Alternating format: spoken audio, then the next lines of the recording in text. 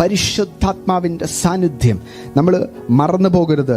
നിന്റെ ഏറ്റവും ഒറ്റപ്പെട്ട അവസ്ഥകളിൽ, നീ പറയുന്ന ഏറ്റവും ശൂന്യമായ അവസ്ഥകളിൽ നിനക്ക് പരിശുദ്ധാത്മാവിൻ്റെ സാന്നിധ്യം കാണാൻ കഴിയുമെന്നാണ് ദൈവത്തിൻ്റെ വചനം പറയുന്നത്. നീ അനുഭവിക്കുന്ന ശബ്ദ കോലാഹലങ്ങളിൽ മാത്രമല്ല ഞാൻ ഉദ്ദേശിച്ചത്, ജീവിതത്തിൻ്റെ ഏറ്റവും സന്തോഷകരമായ, ഏറ്റവും തിരക്കുള്ള സമയങ്ങളിൽ അല്ല.